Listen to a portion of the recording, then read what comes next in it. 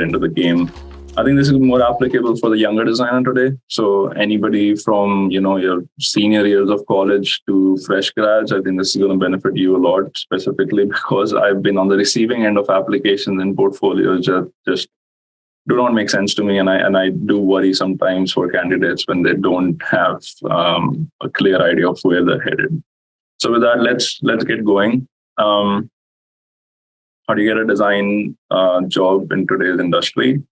One thing you want to start questioning yourself is, what is the industry expecting? The way I see it is that every job basically has these two big, let's say, performance metrics. One is tactical, which means how good can you follow direction? What are these repeatable tasks? How quickly you can learn up to follow the rules. And this is also something that you can relate more to learning from the past things you have done before, and there's processes for those. And the other part is adaptive, which is the more creative side of things. These tasks are more divergent. They're almost like breaking the rules a little bit and finding your own way. I think design tasks, when you're especially ideating and coming up with processes, those fall under these. But the tactical tasks are more following a process that somebody else has established, or following a timeline, sort of, tick boxing things, spending your time on CAD, things like that. Adaptive is learning for the future. So it's sort of like, how well can you break the rules and move forward? And tactical is more, how can you perform day-to-day tasks? And honestly, like, both of these big attributes exist in any job, and every company or every design job today tries to find a good balance between both of these. And that's primarily because if you have too much tactical tasks, the candidates or the employees will start to feel almost bound by a box. And that's never good for like innovation, or if you're trying to let your employers feel that they are in control. Similarly, if everything seems adaptive, everything seems like you have to break the rules, or you're super creative and you have to sort of diverge every process, it'll start to feel that there is no structure to the business, right? And the unpredictability of these tasks is going to increase, and that's never good for a business. So ideally, any candidate should have a mix of both of these tasks. You can almost see that on the right is that high level of creativity, on the left is that discipline and that vigor to sort of to listen to feedback and keep progressing. But the problem that I and many of my peers today see is that candidates either fall in one of these categories. The first one on top is that you're highly creative, you're highly adaptive, your work has less focus, but more variety and stuff. Like, you can basically do a lot of like stuff here and there. You have a lot of creative flavor, and your own flavor comes into picture there, because you just have so much to share from a creative perspective. But what happens because of that is your tactical performance goes down because you have low dependability. You're almost like your own boss, and you're figuring out stuff by yourself. And while that is a very desirable skill to have, it's a very difficult balance to sort of find rule followers along with like rule breakers. Similarly, the other end of the spectrum is people who have extreme capability in doing disciplined tactical tasks. These are people with very high focus, especially in their day-to-day performance, but they have low creative flavor. So these are some people who might not be the most creative in an ideation process, but these are somebody who will just come in towards the end of the process, where they take your designs, whether that be physical designs or digital designs, and then take that to complete execution process. Right? That seemed a little less creative. It's still creative enough. But that's where you need a dependable sort of high focus and deep understanding to build those out. And a lot of the portfolios fall under one of these categories, where sometimes it feels hyper creative without much focus, and sometimes it just feels super focused, which maybe is not so much, which doesn't do a lot of benefit in creativity.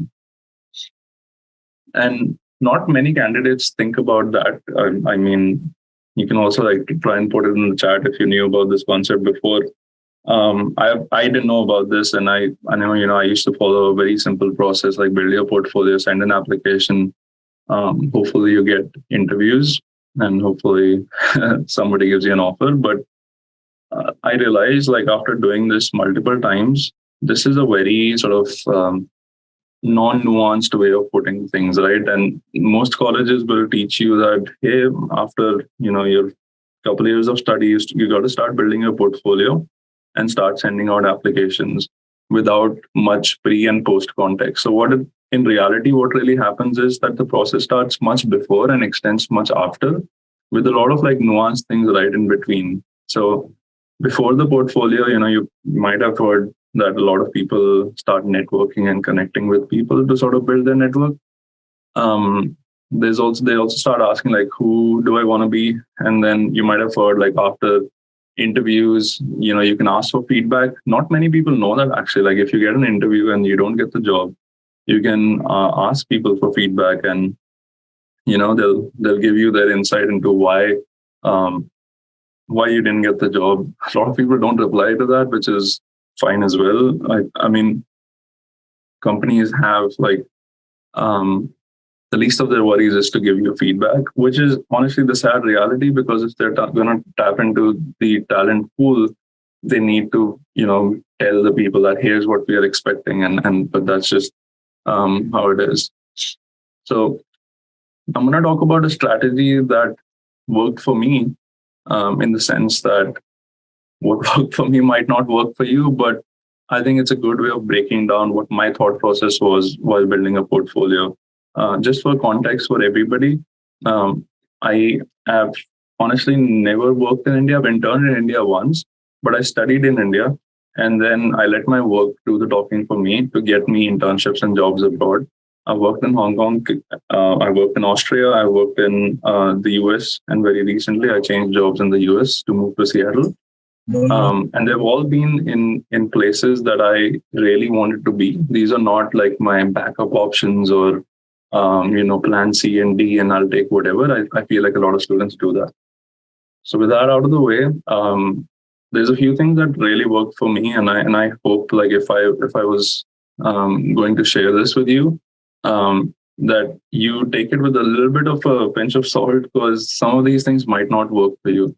The idea here is that you pick and choose pieces that maybe broaden your thinking and your approach to your portfolio and to your application process.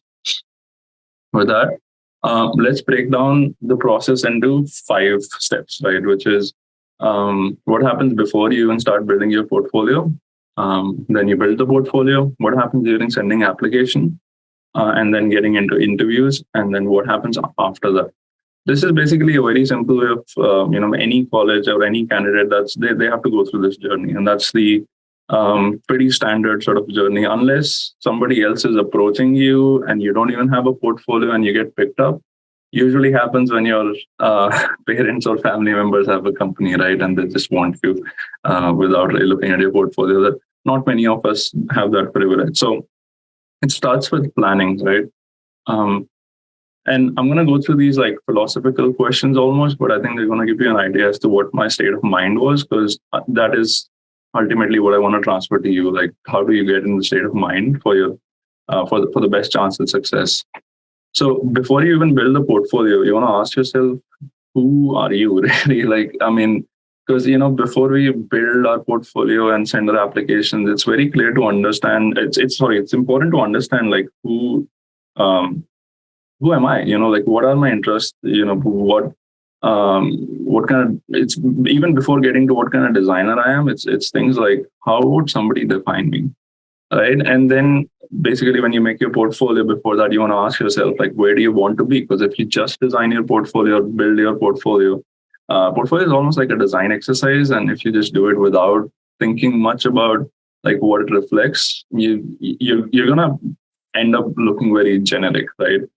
So you want to start asking yourself, like, where do you want to be? Do you want to be, and again, like, as examples, who are you? It'll be like, you ask yourself, what is my personality? What are my skills? What are my interests? What are my aspirations, hobbies, things like that? And where do you want to be is a little bit different. It's more with a professional lens, right? You want to ask yourself, like, what industry do I want to be a part of? What kind of culture, work culture excites me? where do I want to be? Like, do you want to be in India? Do you want to be in the north, south? Do you want to be somewhere else? What kind of processes excite me, and where do I see myself really enjoying? Am I more front end ideation kind of guy? Am I more coming in towards the end part of the process, or something else? You want to be a manager, things like that.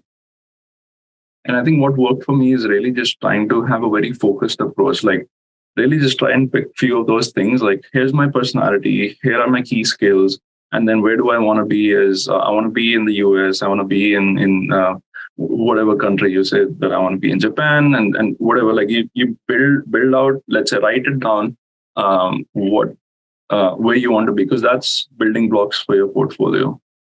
And if you don't know, the simplest way is to just ask professionals, ask people around that, hey, here's some of my work. I haven't built my portfolio, and I want to be working in this country with this company, with this culture.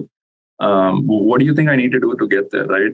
I personally didn't do a lot of this, and I almost regret. Like, that's one thing I would, maybe when I go back, I would ask more and more people before even building the portfolio that, hey, what do you guys expect out of somebody who's done 3 years of study or 4 years of study, right? And that's going to help you answer some of these questions.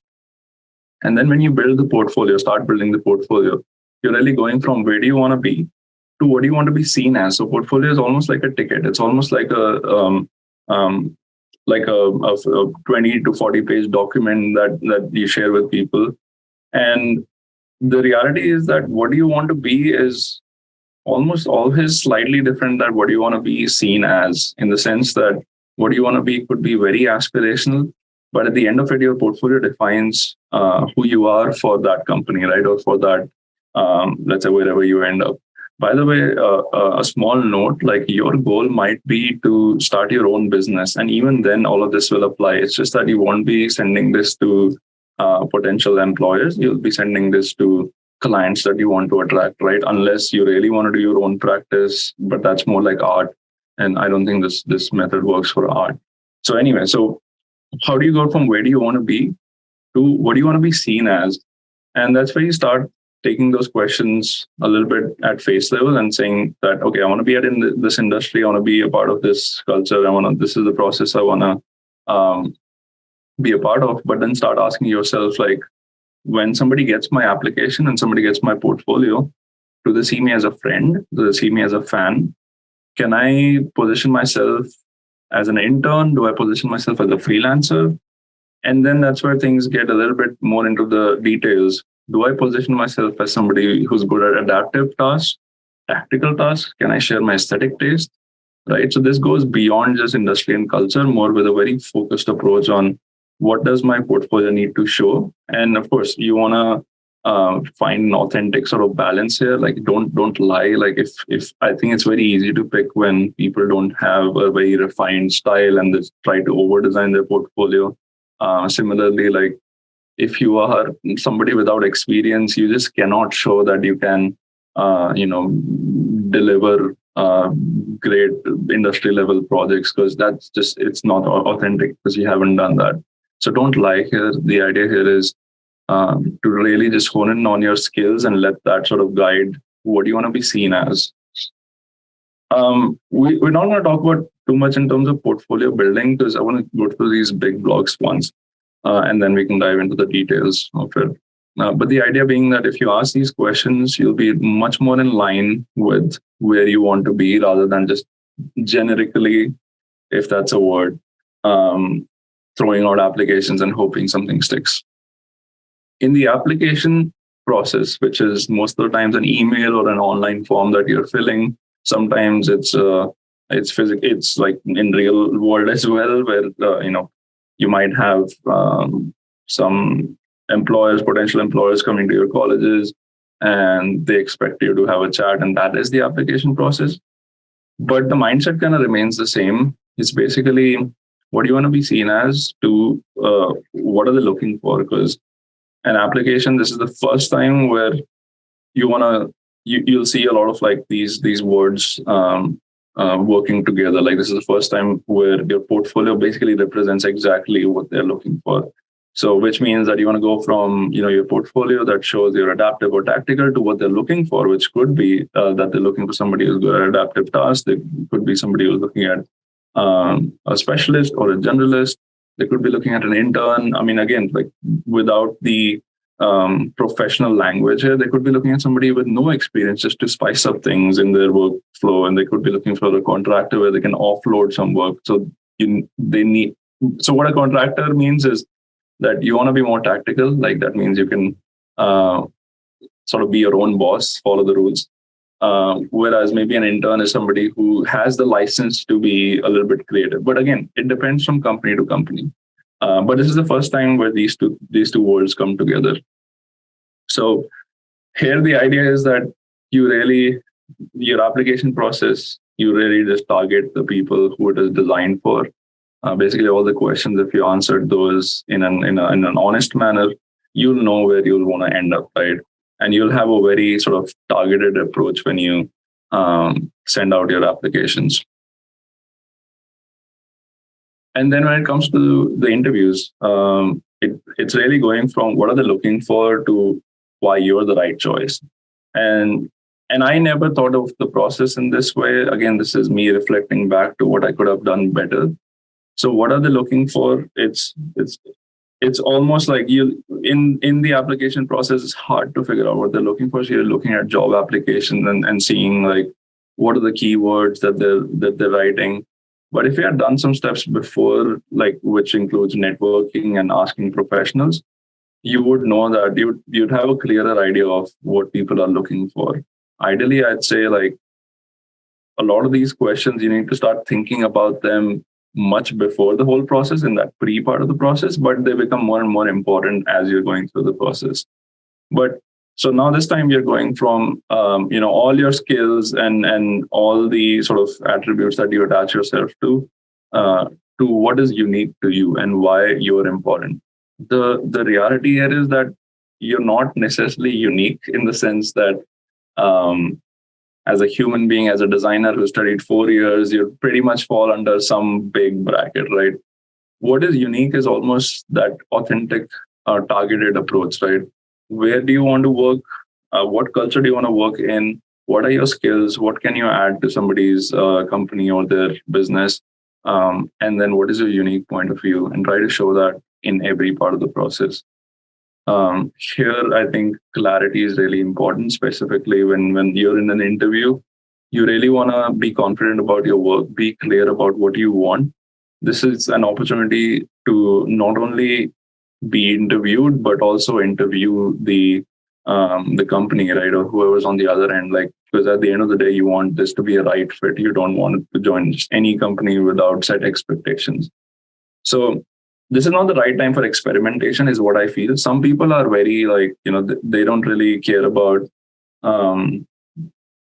what companies or people think about them, and they use it as a way to sort of train their speaking capabilities and like their interview messaging and stuff. And then what usually happens is that they're almost closing doors on a lot of, because I know people who haven't showed up to interviews. I know people who have butchered their interviews just because they wanted to try something else. I feel personally that interviews is something that you need to be really clear-headed when you're going in, know exactly what you want, know exactly what you want out of it. And some of the examples would be that I want to know if they will sponsor a visa, or I want to know if they look at this position as just an internship or a full-time position after the internship. Be clear about it. And as you're speaking through things, make sure that they get exactly what you're asking and exactly what you're looking for. That'll be very clear if you follow the application process and your portfolio shows exactly what you want. So anyway, all that to say that this is a place where you shouldn't leave room for experimentation. Be ready for any questions. The reality is that everyone lies at this process, right? At this part of the process, even before actually everybody lies. Here's an example, right? Most job openings are templates. I've been on this end of the spectrum to know that there are templates for jobs. But most portfolios are also templates in the sense that it's the same research, ideation, final product. and then a list of 4 projects, and then a CV in the front or the back. Or when you look at the websites, right? Most websites are also templates. So it's an even game. Secondly, most interview questions are templates. You can expect to be asked something like, what are your weaknesses, or like where do you see yourself moving forward, and just the generic things. Most interview answers are also rehearsed. I don't know anybody who goes into an interview just blinded. They'll be asking their friends like, "Hey, what do they ask in interviews? They also rehearse like how they're going to talk about their portfolio." And lastly, most design companies are really bad at providing feedback, but that goes hand in hand with candidates never really following up. When they get a rejection or when they get no replies at all, they don't follow up. They're like, "Shit, man, I got to send more applications now just so that something sticks." 3 things really important here. Be critical of every company that you reach out to, and allow them to be critical of you. That means that don't just join any company without doing your research. Ask yourself questions, ask them questions to really dig deep, like really dig deep into what it is that they offer, why are they unique, what do they see themselves as. And I think if you have authentic conversations, that'll become natural to you. Do not do that in an instigatory manner, or do not sort of try to dig deep for secrets. There are no secrets. I mean, let me take that back. There are multiple secrets, but that's none of your concern. The idea here is that you want to figure out what is the vacancy right now, why is it there, and what do they see that position as, and really try to position yourself as somebody, and ask yourself if this is something that you really like. I know a lot of people who read job applications, and I think this has happened to me as well. I'll read job applications, I'll send an email and apply with my work. I'll go to the interview, and they're looking for completely different sort of set of skills, right? And that happens with a lot of people. And most younger designers do not even stop to question if they really want to do this or not. So I'd say be critical in interviews, just like how they are. Ask questions. Do not be a yes man kind of person, and dig deep in terms of what is expected, what could you do to get there. And lastly, you're really going from why you are the right choice to what can you do better, specifically if you get a rejection from this company or if this company never responds to you. You really need resilience at this part of the process, because you've done your due diligence, gone through the whole process, you made your portfolio, sent out applications, you've done the interview, but you get a no, or you get no replies at all. Sometimes you don't get a reply after application, sometimes you don't get a reply after interviews. You need to use rejection as almost like a moment to reflect on what you could do better. But the best person to answer that is the person who rejected you, right? So you want to go back to that company, if you got an email, great, respond and say, "Hey, if I can get some feedback on my work, that'll be super awesome because I'm trying to get into the industry." And that leads to, what are the possible outcomes if you reach back? One is that they don't reply. They're like, "Who's this guy?" Right? Then you want to ask yourself, do you want to work for a company that wouldn't even take 5 minutes to just give me a one-liner on why I didn't make the cut? Second, that they reply and they're really kind about it and they give you actual feedback as to what you could have done better, which is a win-win for everybody. You make a connection, you get feedback, they keep you in your talent pool for future. And the third is that they reply, but they don't give you feedback, which is also a win for you because you have a line of connection with them. You know that they will reply. You know that you've spoken to them, and you've shot your shot, right? Like it's just like closure to this whole process. So what I see this as happened to me a lot of times. I can tell you that I've interviewed at multiple places. It has happened to me so many times that these post-interview questions or post-interview follow-ups have led to relationship building. I know a lot of people that I've interviewed with, they have then moved on to places, and I've gotten them to reach back out and ask me if I'm looking for a job. So what this leads to is that people remember people that they really like. They remember people that have been curious in their previous interactions. And you want to use this opportunity to not just shut the door on any company or any opportunity, but as a tool to sort of build your relationship.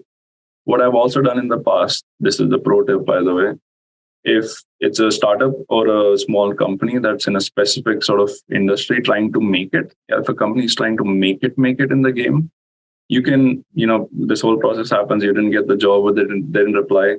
You can reach out to someone on LinkedIn and share with them maybe an article or maybe a new sort of product that plays in their spectrum or in their field. I've done this multiple times and I've gotten positive feedback for just trying to serve and help better that startup. And this kind of only works with startups, right? When you know that they're trying to build something in a certain field, and if you can share some knowledge, and it doesn't take a lot. If you stumble upon an article, just be like, hey, I looked at this and I thought of you immediately. I don't know if you guys are talking about this, but seems like you might want to look at this. And honestly, that leads to a very positive conversation from there on. All right. So my approach, what I've done before is really just have a very focused approach in the start. And then through the process, let that sort of lead to building relationships, even if you didn't get the job, right? But this is something that has worked for me, which is I put my work first and I use my work to talk about building relationships, my work to sort of guide what those conversations look like. But there are multiple strategies, and something that worked for me might not work for you. What if you want to network first and put your work later, right? This usually works for people who already have great people skills. Most people that I know around me already had better people skills than me, but maybe they didn't take full advantage of it. What I would do differently, or what I would advise them, is start building relationships as you're building your portfolio. What that means is, so one way to do that is build an open. Build an open is it's not really a new concept, but it's a big concept in the tech world, in the app development world, in the website and software development world. What people do is they start building products as they're building products, they start sharing on Twitter, they start sharing on Instagram, TikTok, whatever it may be. The idea being that they want people to be involved and they want people to sort of know their authentic self, and they want people to see that they're a work in progress. Portfolio often seems like the end of, your, it's almost like you're shutting the door on something. Hey, I've finished my portfolio. That's a big statement that a lot of people make. Honestly, I don't know what a finished portfolio is. I've never seen a portfolio that I've been proud of after 2 years of living with it. So all that to say, you can use your portfolio as a constant evolving piece and use that to build relationships. Ask people what do they think about their work. Ask people, if they would do something differently, if they have advice to offer. And then as you're going through the process, try and bring that focus in, because as your relationship builds, you'll have multiple views, and your portfolio and your mindset will become super diverse. But still, for like applications and interviews, you want to be very targeted. And this is another approach where before you build the relationship, before you build a portfolio, get a mix of views and mix of different mindsets, and then use that to sort of train your own perception of what is truly you and what is truly authentic about you. And as you're going through the process, like towards the end, bring that focus. And with that, let's open up for questions. I do think that, having this mindset change is already a huge deal. Not a lot of people think about their portfolio in a very targeted manner. So I'm happy to answer questions candidly. I've been on both fronts where applying felt like a stressful task, and then being on the receiving end of portfolios, that is also kind of stressful, because I've been on the other side and knowing that it's really hard to see the light at the end of the tunnel, especially when you get a lot of rejections. And I don't want to be the guy to reject the portfolio or reject the work, because it just feels bad that I'm doing that to a peer. But a lot of people do not think about their portfolios in depth, and it does come across as almost like a college assignment that I have to build a portfolio. I would encourage you to write questions in the chat, and I'm happy to take those on as I'm going through some of this post talk discussion. But before I jump into that, I did receive an email in the last week itself, which had a very generic title. It said industrial design application or something. It had so much about like, hey, I'm just graduating, or I just graduated and I can run industry projects and whatnot. And it ended with like, there was a lot of I's, like I can do this, I. And then towards the end, it went into, I would love to join your organization and just use me, just sort of make my work be a part of the, something along the lines of like, I can help the business and stuff like that. Can't remember word for word, but and then, so I was scrolling through my first thought in my head is, who's he applying to? Like what do I have to offer? I'm an employee at a company, right? Certainly not at a position to give somebody a job. I can recommend someone, but I'm not the decision maker. Secondly, the email didn't even have the name of the company that he's applying to. I don't know if he knows where I am or if he thinks I have my own company. And lastly, so many I's, like, I don't give a shit about you. That's the honest truth. It's just somebody has to face it one day that people do not care about you. You have to build your voice. You have to sort of navigate this labyrinth ecosystem. There's tons and tons of people just like you trying to get into the industry. So having a very targeted, nuanced approach is, in my opinion, the only way to get through. You can't have, unless you're like born talented and your skill is like next level, you're the cream of the crop, like just top tier talent, which, let's face it, somebody from a different part of the world is going to destroy you, right? When it comes to talent and skill. So unless you're that genius, this is not going to work. I mean, only a nuanced approach is going to work for you. If you go for a generic approach, like my work is here, people should be hiring me, I don't think that's how it works. But I'm happy to hear, any stories, any questions that you might have. I can already see like some stuff pop up, and I can start to dig into that. So I'm going to stop sharing my screen and then talk about questions one by one, because we do have a good 25 minutes or so.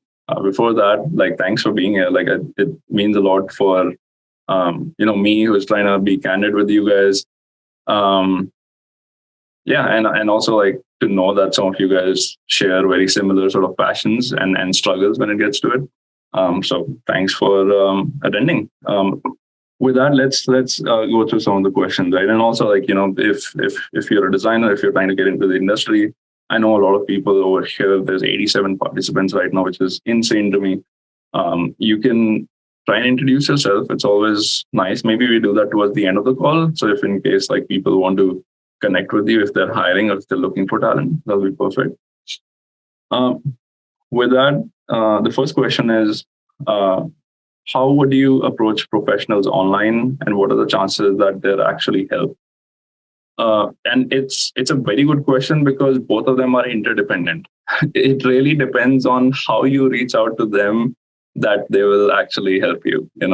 It's if you reach out in a very casual sort of hey dude, talk to me kind of manner, they're not going to reply very likely, because simply they have stuff to do. And most of them, after they get from 25, 26 age onwards, they'll have families and stuff to deal with, whether that be their girlfriends or friends or just generally starting a family. And after their work hours, they just don't have time. So that's something that you got to all realize.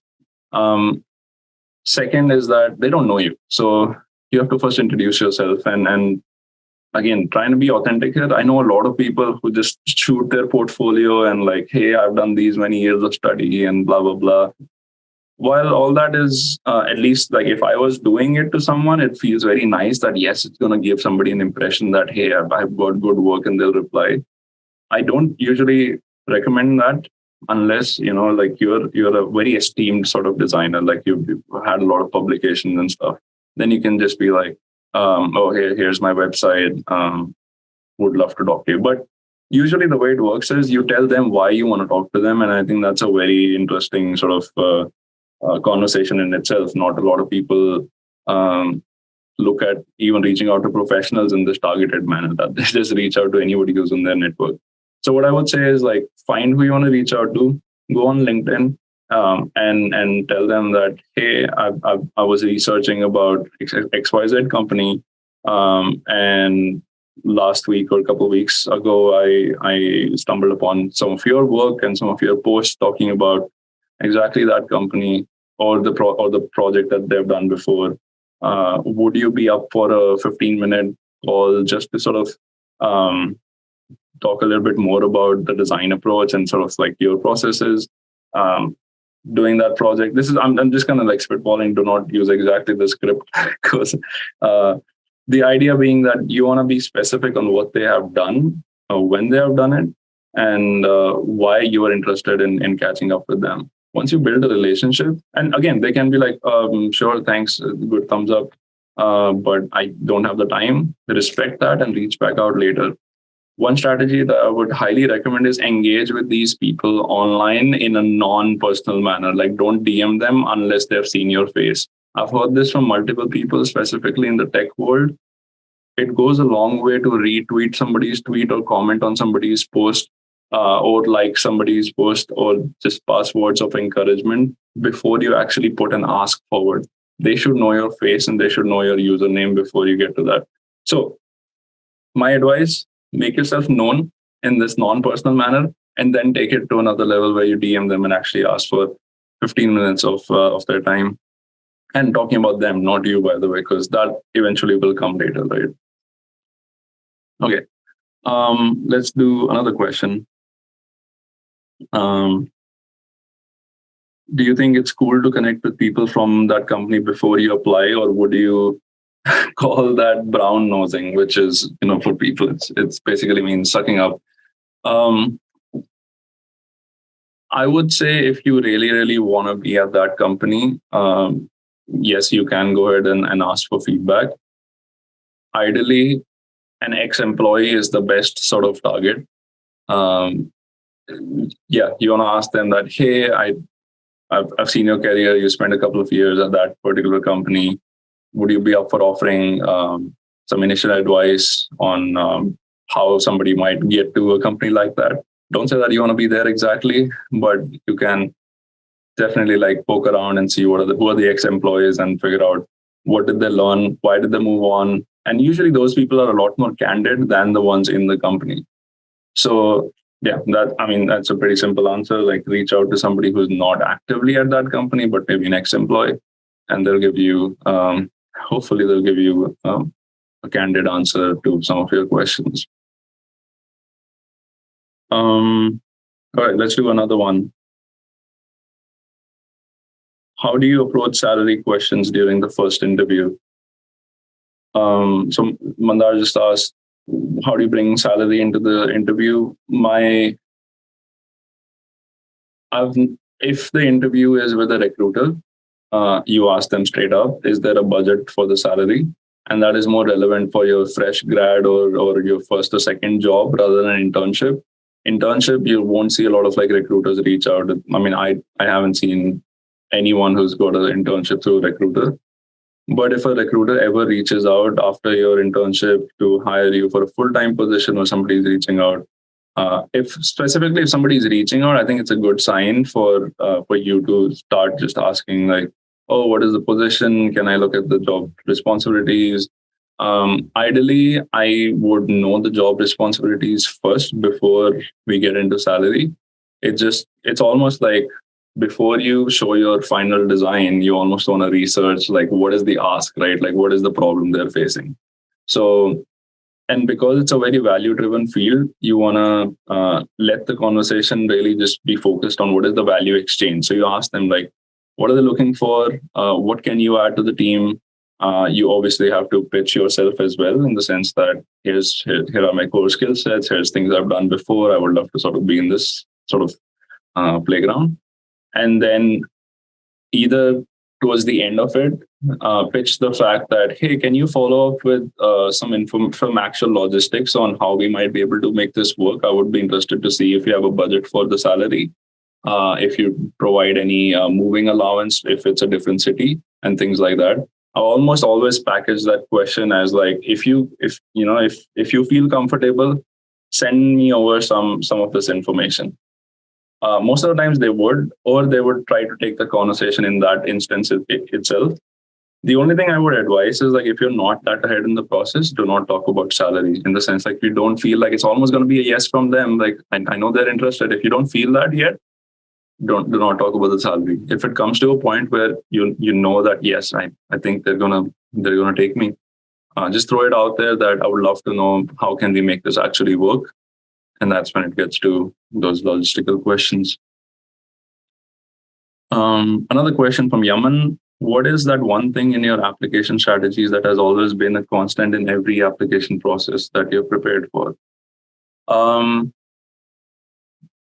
So I have, let's say, 6 to 7 hero projects that I keep shuffling in my portfolio. If I'm sending it to like a company that's more medical focused, they see the ergonomic side of it first. If I'm sending it to someone who is maybe a corporate, I show more the setting up a visual design language kind of projects first.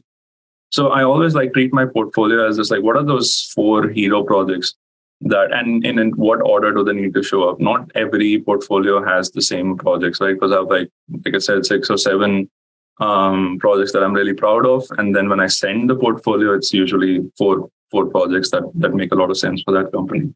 So that's one. The second one is always get a recommendation. Always, especially, I know it's not going to apply to interns, but even interns, if you don't have a network, reach out to your professors and reach out to your seniors, your alumni. Some of the colleges don't even have an alumni, so that you're going to struggle there. You have to build your network. But I'd say your seniors are your best friends in this case. They're the biggest sort of, not only can they give you advice, they can literally connect you to some of the people that, especially if they believe in your work. And that's where building in open kind of makes sense, like where you constantly put out work, show people what you've been doing.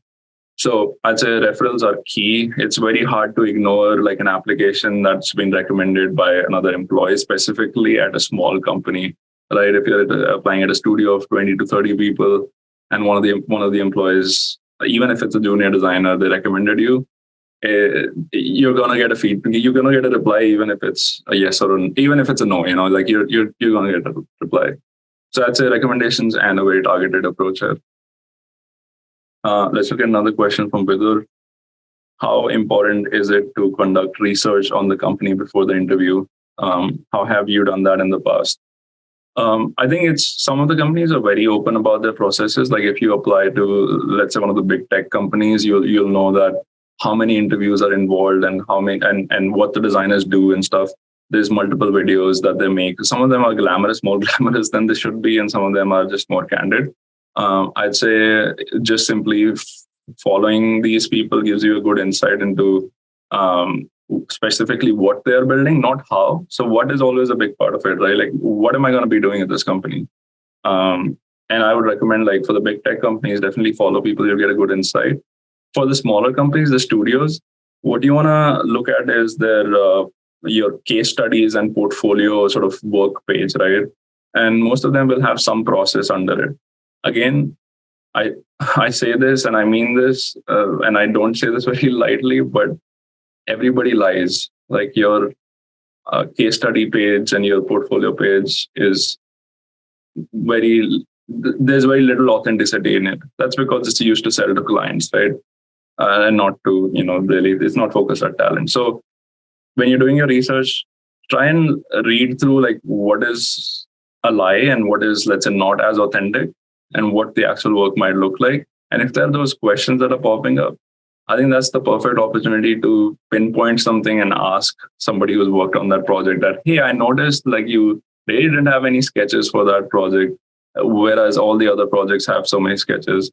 Can I get you, or can you give me more insight onto what the process was, X, Y, Z?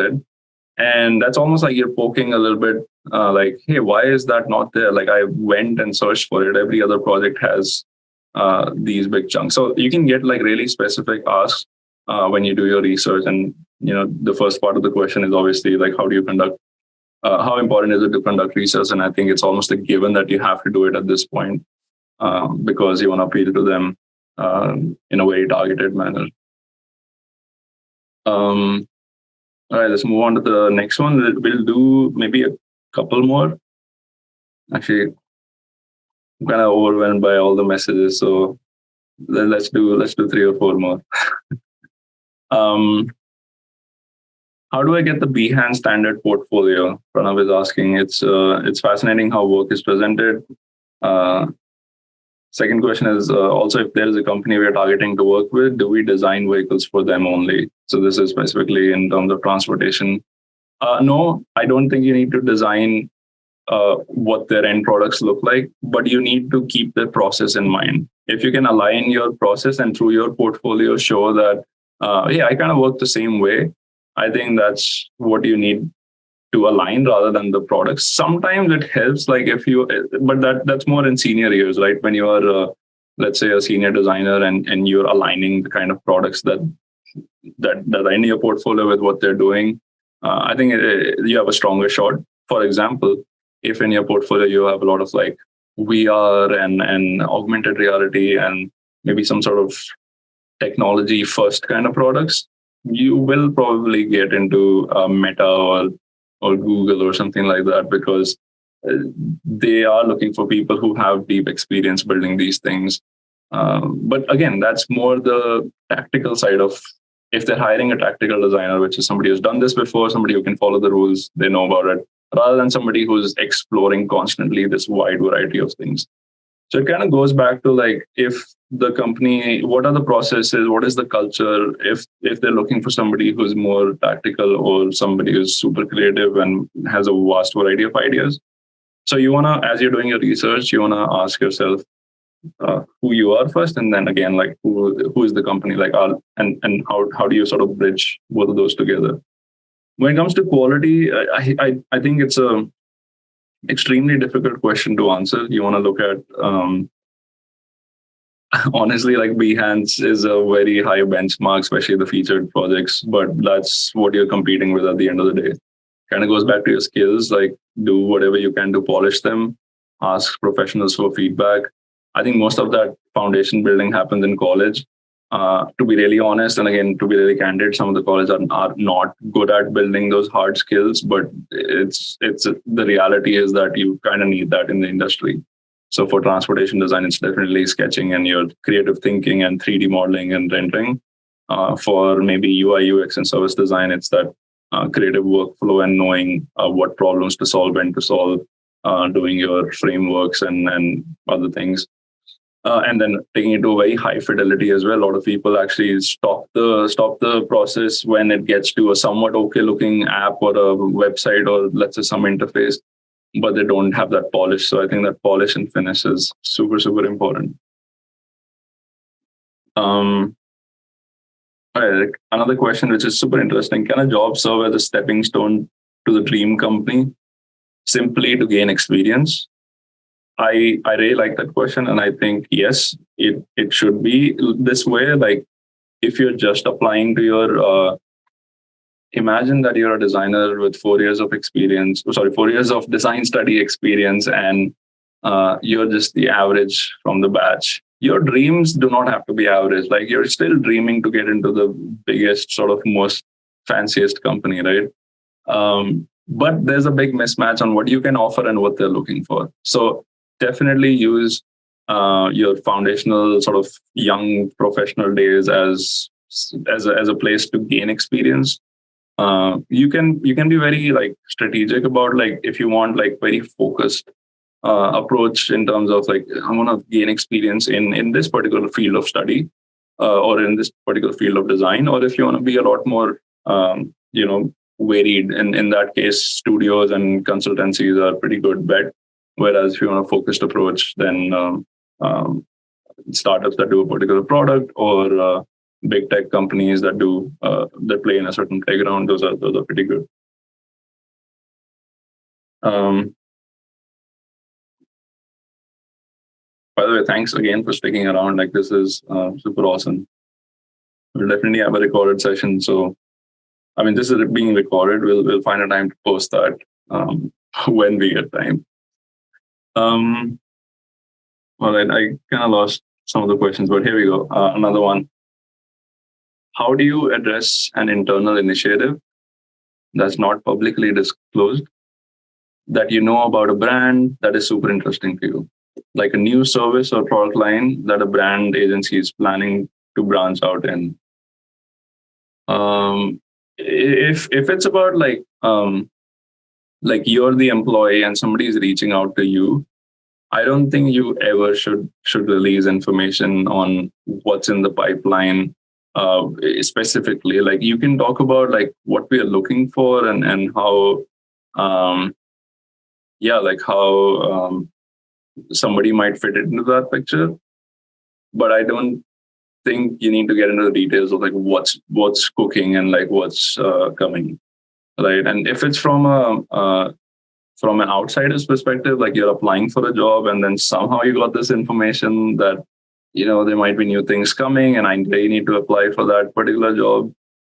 I think just translating what you know more to a question is always super helpful. Like, hey, I was wondering if there's anything in the pipeline. I was wondering you guys are doing X, Y, Z. I see a lot of like, I don't know, like a lot of these teasers being put out. I was really curious if you can share more about what's coming. And I think not many people will until there's a big launch, but it's even if you know, right? Like even if you know about it. But anyway, like what do you know? You can always pose that as a question just to get some reinforcement. So that's the right answer or not.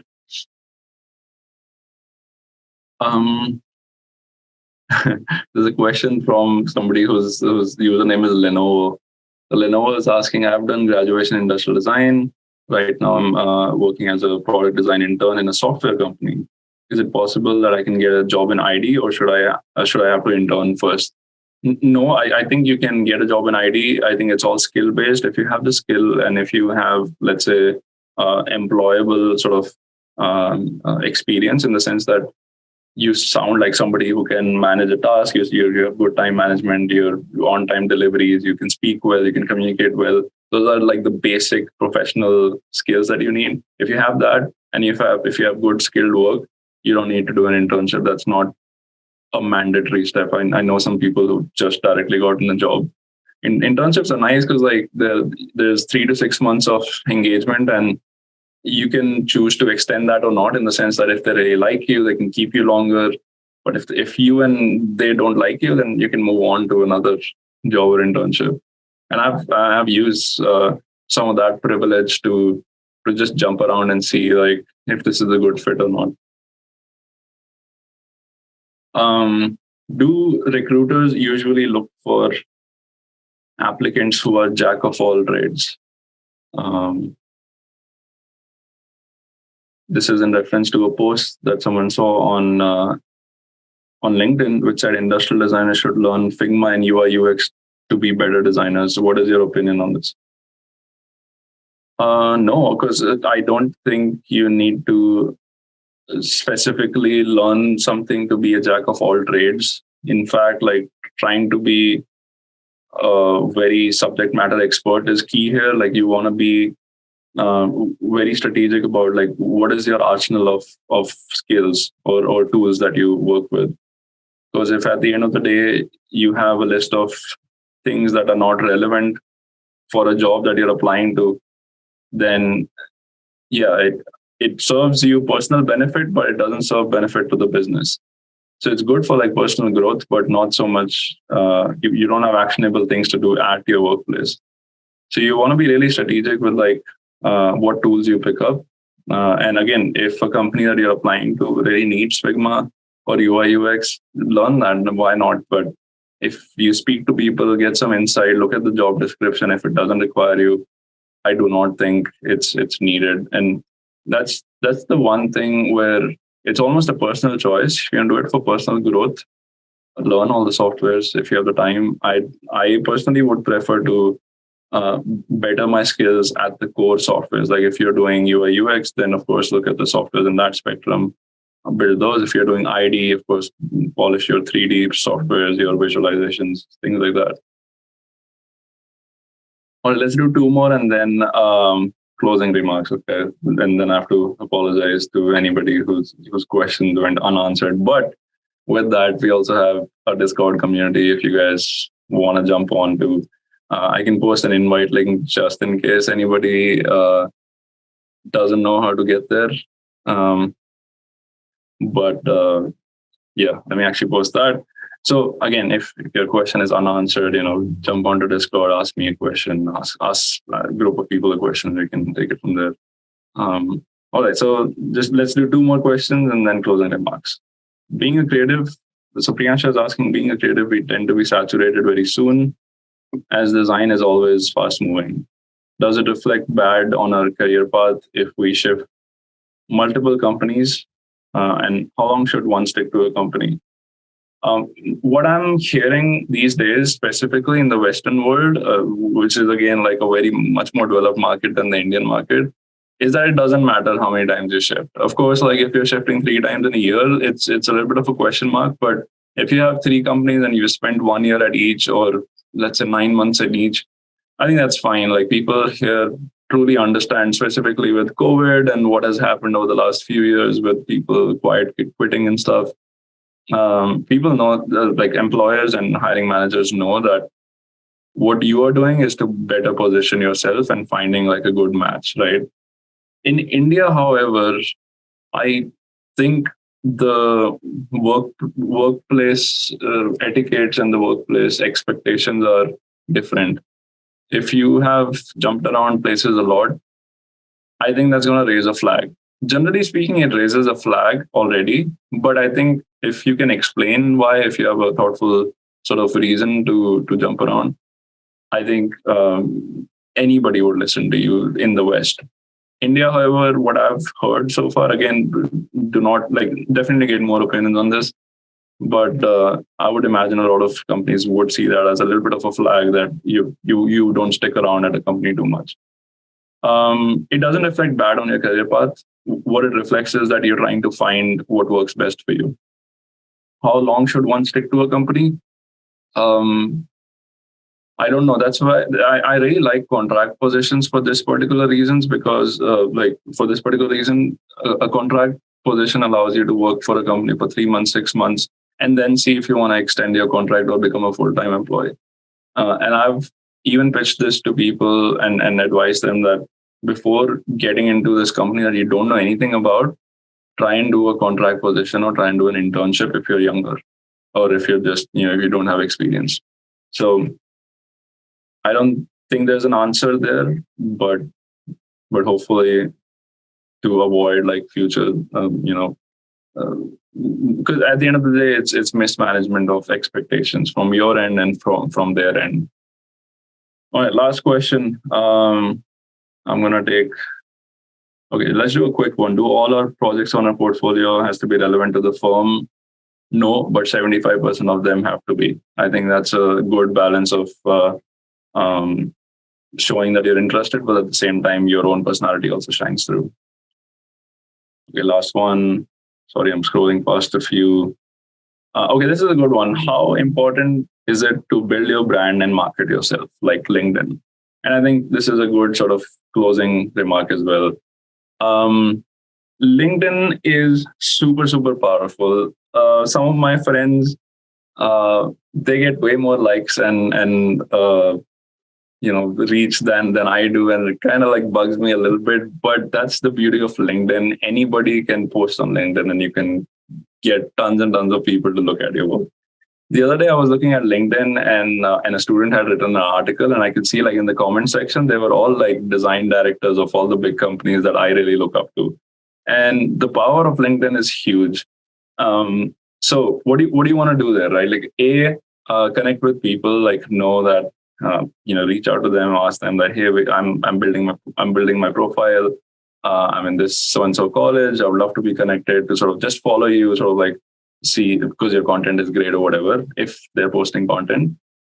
Second, you want to start putting your own content as well, your own sort of point of views. And it starts with work. I think work is the easiest way to sort of show that you're building. Again, try to build an open. Always nice. LinkedIn is a great platform to build an open. While you're building a portfolio or while you're building a project, get people to reply to you. You can host polls on LinkedIn, which is always nice. Try and be as authentic as possible. Don't come off as that spammy student who's is always like me, help me, like my project, blah, blah, blah. But talk about like what you saw, what you read, what your opinion on it is, and what you're doing with that information, which is like building your own portfolio. So super key, build your brand. It's almost like you're bypassing the networking step. I was very conscious of like how I'm seen online. I think some of you guys also know like I've put an extra effort to appear a certain way online, and a part of it is playing the game.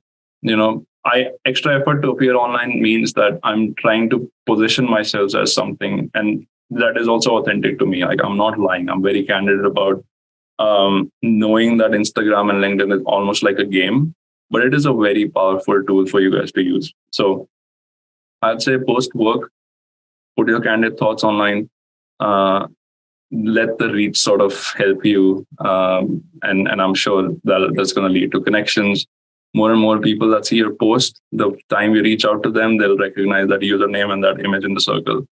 I don't know if you guys follow The Future and Gary Vee. Both of them talk about the power of LinkedIn a lot. And I think you guys need to be using that. Instagram is also great, but specifically for jobs and getting opportunities, I'd say focus on LinkedIn. And Behance is also great. Behance leads to jobs and stuff, especially if you get featured. You'll definitely have like people reaching out to you for freelance work and stuff like that. That was a lot of speaking. All right, closing remarks. Firstly, thanks for asking so many questions. Hopefully, I've answered some of them. I actually tried to answer most of them. There's some I missed, so I apologize. I'm happy to talk more about like general advice as to what you could do. I'm particularly really bad at like very particular nitpicky advice. Like I'm not somebody who's going to say that you need to fix your sketching lines or you need to build good 3D. I think if anybody is looking for feedback from my end, I'd say like you're going to get pretty broad overview of what you could do. And sometimes that doesn't land with people. So know that if you are at a stage that you're really trying to position yourselves and build something, build in the open so that you not only get like one person that you're targeting their eyes, but like just generally everybody is trying to look at like, what are you building? Oh, this is a great project. Like I'm looking forward to the next project. So yeah, but try and build an open, you get more feedback that way. Ask for feedback openly, but also know like when to ask for feedback. And I think that's a good closing note. Sometimes you just want to reflect on what you have done. Those questions that we look through, it's more about like figuring out where do I want to be? What am I building? What is my authentic self? What do I want my portfolio to communicate? And then actually going and building. And if that shows through in your portfolio, I can guarantee you a lot of the feedback you will get, you'll feel that it's focused feedback. If you have a generic portfolio, you're going to get generic feedback. If you have a focused portfolio, you'll have a very sort of accurate and in-depth feedback on what you specifically could do with your skills, with your thinking, with your approach. With that, I'm available online at my Instagram, LinkedIn, whatever. Feel free to reach out. We're on Discord. I posted the link up there. If you haven't joined the community, feel free to check it out. And with that, have a great evening if you're in India, and a great morning if you're on my side of the world. And we're going to be having more of these events. So keep checking Young Designers India's Instagram and our Discord for more information. With that, thanks a lot, guys.